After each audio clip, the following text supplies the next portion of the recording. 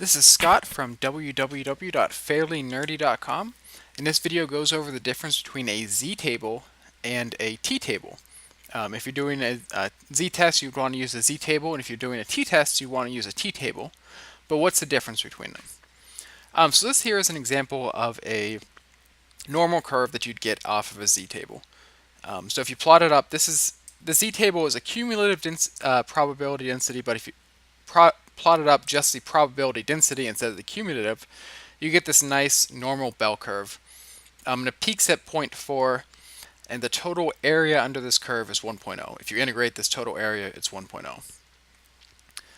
A t-table's a little bit different.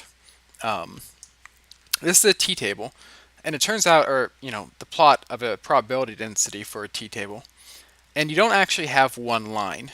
What you get for a t-table is you get a different line for however many degrees of freedom you have. And the degrees of freedom kind of depend on what test you're doing, but a good, it's usually however many samples you take. So if you take 51 samples, you'd have 50 degrees of freedom. If you take 5 samples, you'd have 4 degrees of freedom. Something like that, although there are different equations for them. And you can see on this the probability density for this t-curve, the fewer degrees of freedom you have, so this blue only has 2 degrees of freedom, the lower the peak is in the middle, and the higher the tails are. Oh, the effect of this is that the fewer degrees of freedom that you have, the greater t-score you need to get, say, 95% certainty.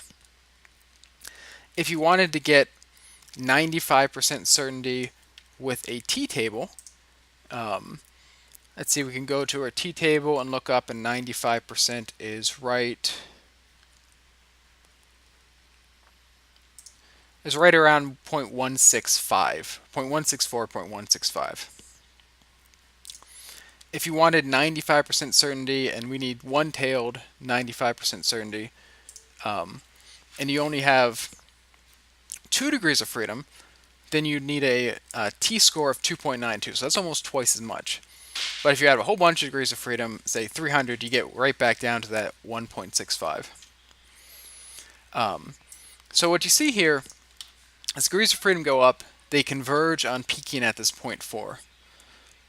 And actually, if you get enough degrees of freedom, so anything really above 30, 20 to 30, if you get enough degrees of freedom, then the t-test curve is really almost identical to the z-test.